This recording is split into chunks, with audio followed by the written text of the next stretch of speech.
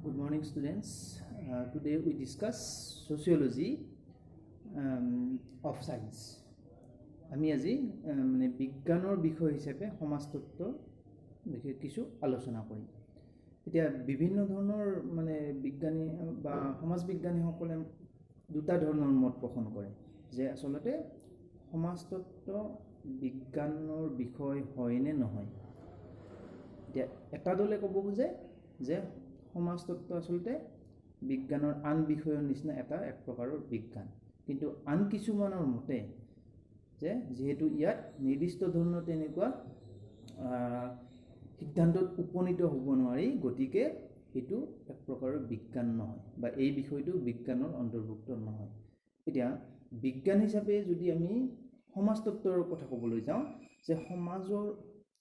বিভিন্ন ধৰণৰ উৎপত্তিৰ কাৰণ বা উদ্দেশ্য আদিৰ ফালৰ পৰা যদি ইয়াৰ প্ৰকৃতি চাবলৈ যাওঁ, তেতিয়াহ'লে আমি কম বেছি পৰিমাণে ইয়াতো মানে সমাজতত্ত্ব বিষয়টো বিজ্ঞানৰ বিষয় হিচাপত বিবেচিত হয়। এতিয়া ইয়াৰ উপৰিও সমাজতত্ত্বৰ জন্মৰ সময়ৰ পৰাই, যেতিয়াৰ পৰা সমাজতত্ত্বৰ প্ৰচলন হৈছে বা অধ্যয়ন আৰম্ভ হৈছে, তেতিয়াৰ পৰাই বিভিন্ন ধৰণৰ বৈজ্ঞানিক পদ্ধতিৰ জৰিয়তে বিভিন্ন ধৰণৰ তথ্য সংগ্ৰহ কৰি সমাজৰ নানা ধৰণৰ বিষয়বস্তুসমূহ অধ্যয়ন কৰাৰ চেষ্টা কৰি থকা হৈছে। গতিকে আমি কেইটামান বিন্দু বা পইণ্ট কেইটামান আমি ইয়াতে আজি আলোচনা কৰিম। So students, so when we say sociology, it is a subject of science or not? So some controversies arise. So one group generally directly deny that sociology, it is a not subject of science, it is a art subject. But according to the other group, they want to say that in sociology, when it is study about the society, so it plays an important role. And at the time of study, sociologists used different types of scientific method. So in that case, it is a subject of science. So here today we discuss some points related to that sociology, it is a science subject. So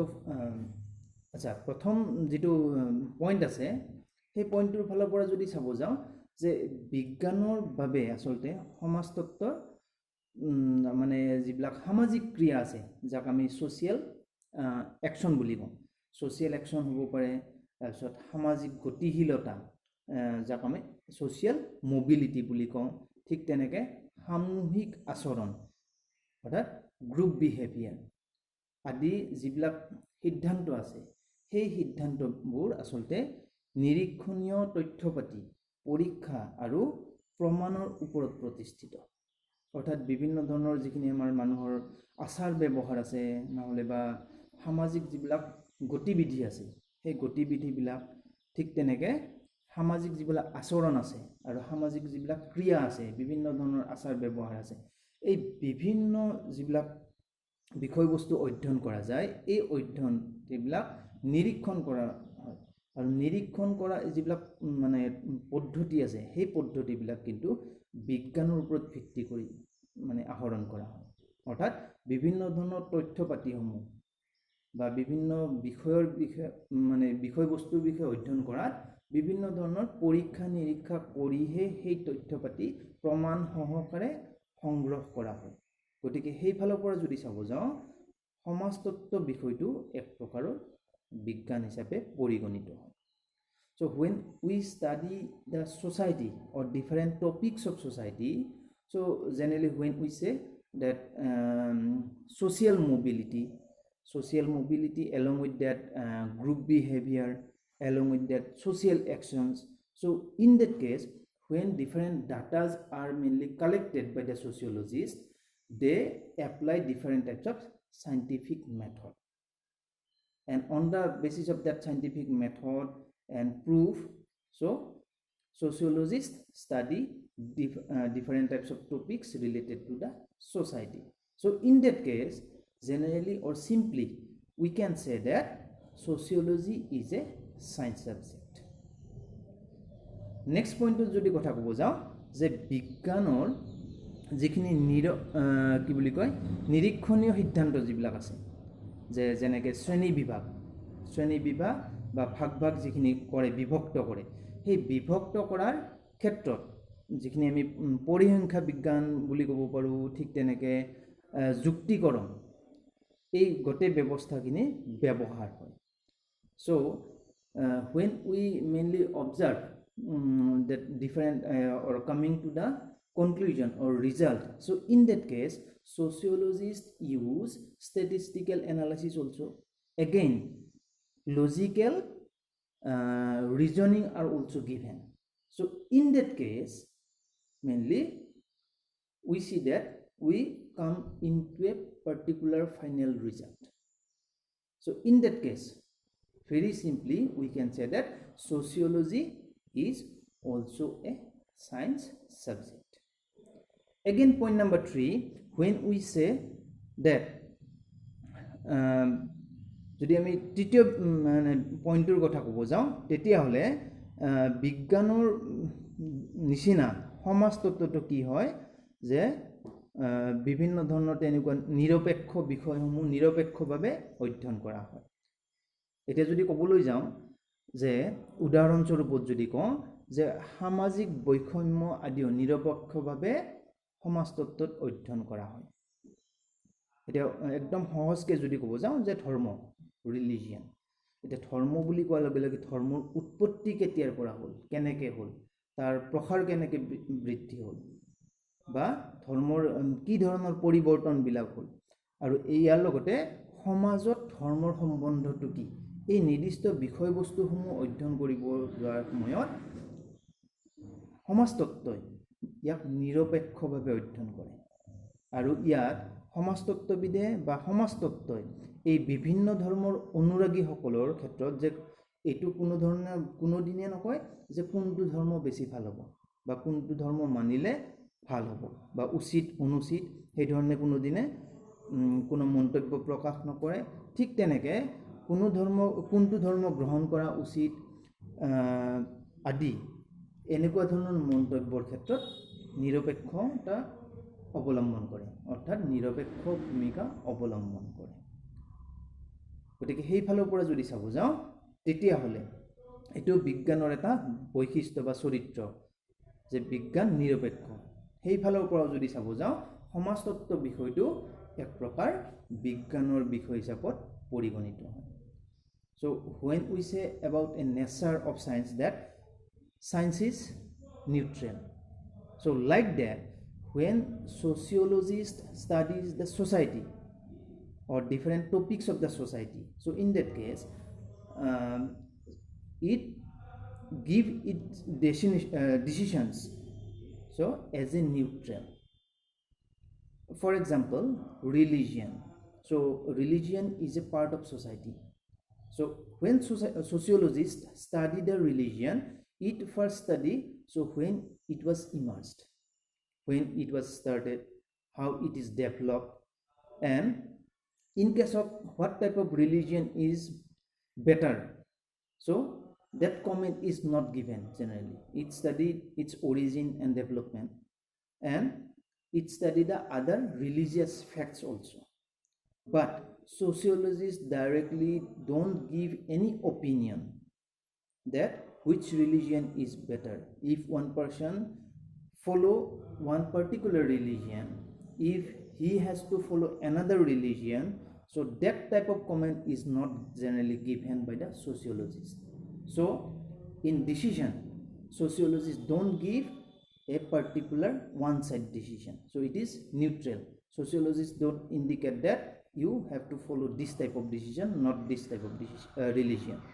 so in that case so it is actually neutral so like that that science mainly is neutral so sociology is also give its decision not one-sided so in that case we can say that sociology is also one type of science আৰু যদি আমি next পইণ্টৰ কথা ক'ব যাওঁ তেতিয়াহ'লে next পইণ্টত কি হয় যে সমাজতত্ত্বৰ যিবিলাক সিদ্ধান্ত আছে সেই সিদ্ধান্তবিলাক সাধাৰণতে কি হয় সাৰ্বজনীন হয় অৰ্থাৎ ইউনিভাৰ্চেল প্ৰকৃতিৰ হয় এতিয়া সাৰ্বজনীন প্ৰকৃতিৰ বুলি কোৱাৰ লগে লগে যে এখন সমাজৰ ওপৰত মানে এখন সমাজৰ ওপৰত থকা বা দিয়া যিবিলাক সিদ্ধান্ত আছে এখন সমাজতে প্ৰযোজ্য হয় সাধাৰণতে এতিয়া আনফালৰ পৰা যদি চাব যাওঁ যে সমাজ ব্যৱস্থা বুলি কোৱাৰ লগে লগে সমাজ ব্যৱস্থাক আমি বিভিন্ন ধৰণে ভাগ ভাগ কৰোঁ বা পৃথক কৰোঁ বা শ্ৰেণী বিভাগ কৰোঁ বুলিও ক'ব পাৰোঁ যে উদাহৰণ হিচাপত যদি ক'বলৈ যাওঁ যে নগৰীকৰণ আৰবানাইজেশ্যন বুলি যাক কওঁ আমি এতিয়া নগৰীকৰণ এটা আচলতে প্ৰক্ৰিয়া এই নগৰীকৰণৰ ফলস্বৰূপে যদি আমি চাবলৈ যাওঁ তেতিয়াহ'লে আমি কি দেখা পাম যে সামাজিক সম্বন্ধৰ যিটো স্বৰূপ বৈশিষ্ট্য আছে সেইটো প্ৰাথমিক স্তৰৰ পৰা দ্বিতীয় স্তৰলৈকে কি হৈছে ৰূপান্তৰিত হৈছে অৰ্থাৎ যিমানবিলাক এতিয়া মহানগৰ বুলি যদি কওঁ আমি যে মহানগৰ মেট্ৰপলিটান চিটিজ এই মেট্ৰপলিটান চিটিজ যিবিলাক আছে মহানগৰ যিবিলাক আছে তাৰ এটা প্ৰধান বৈশিষ্ট্য হ'ল যে জটিলতা আৰু এনেধৰণৰ সামাজিক যিবিলাক সিদ্ধান্তবোৰ আছে সেইবিলাক পৃথিৱীৰ সকলো সমাজতে আচলতে কি হয় সমানে প্ৰযোজ্য হয় নগৰীকৰণ এটা আচলতে প্ৰক্ৰিয়া যে নগৰীকৰণৰ জৰিয়তে কি হয় উদ্যোগীকৰণৰ ফলত নগৰীকৰণৰ সৃষ্টি হয় এতিয়া নগৰীকৰণ সৃষ্টি হোৱাৰ লগে লগে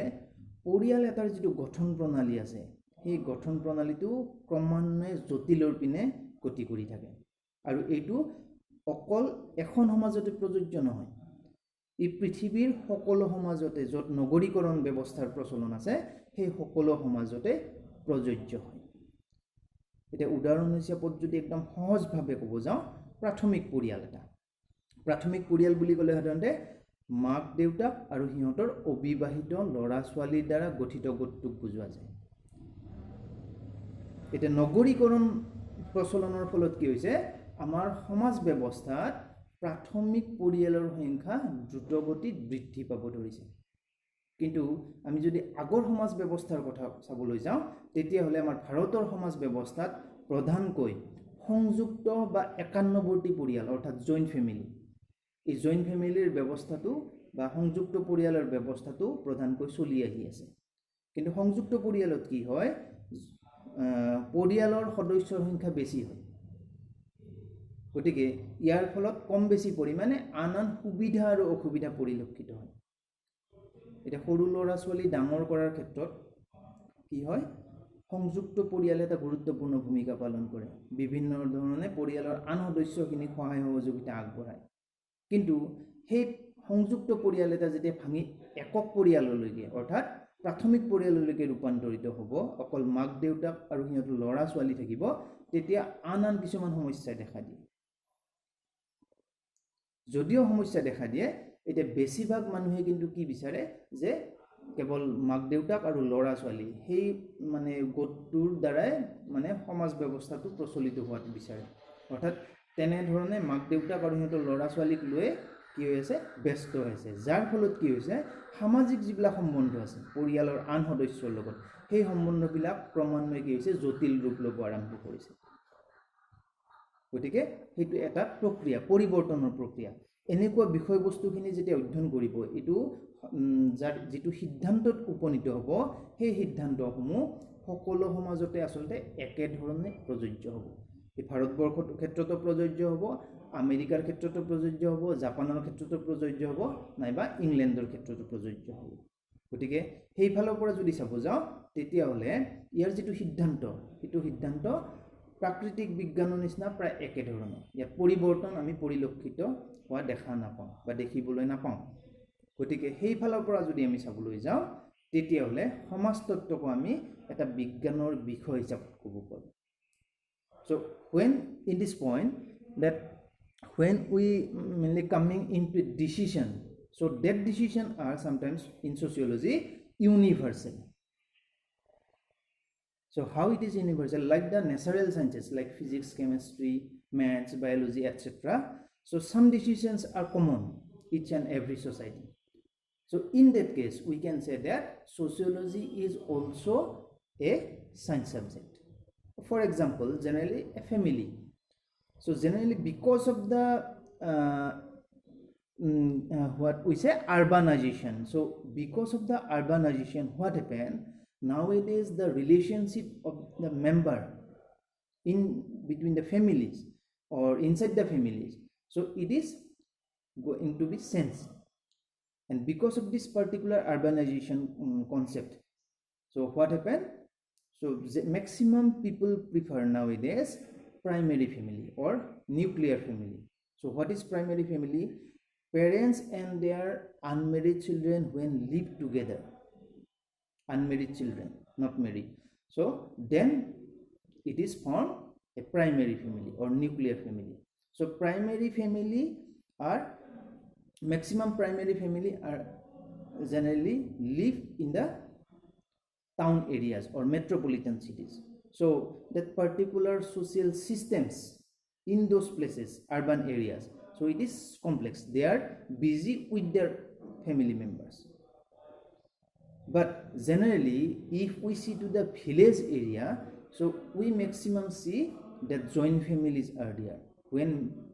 parents and their married children live together, then joint family is formed.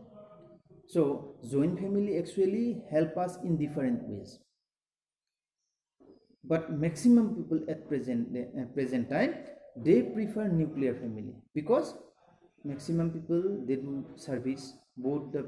husband and wife are service holders or they are busy with their business. So that is why they don't want burden. They think that other types of that topic related to the other that members, other members of the family, it is one type of burden. So that is why they prefer primary family. So this type of systems changing the characteristics of the formation of family. So in that case, very simply we can say that when it is coming to that decision, so that decision is not only approved for only one societies. So it is same in everywhere, every societies. It is also same in Indian society. Again, it is also same of same as same in European societies also. It is same in England also. It is same in Japan also. It is same in France also. So it is same. That means decision is same. So because of the urbanization, that our family structures are very fastly going changes. So different changes we see. So this type of things are related. So that when we say about the results or decision, it is same in each and every society. So we can easily say that in that case, sociology is also one type of science. আচ্ছা, next পইণ্টটো যদি আমি কথা ক'বলৈ যাওঁ যে বিজ্ঞানৰ যিবিলাক চৰিত্ৰ আছে সেই চৰিত্ৰৰ দৰে সমাজতত্ত্ব এক সিদ্ধান্তধৰ্মী বিষয়ত পৰিগণিত হয়। সিদ্ধান্তধৰ্মী বিষয় মানে যে সমাজতত্ত্বই কোনো এটা বিষয়, যিকোনো এটা তেনেকুৱা ধৰণৰ সমাজৰ লগত জড়িত বিষয় বা ঘটনা অধ্যয়ন কৰোঁতে যিবিলাক মানে তথ্যপাতি উদ্ঘাটন কৰে, সেই তথ্যপাতি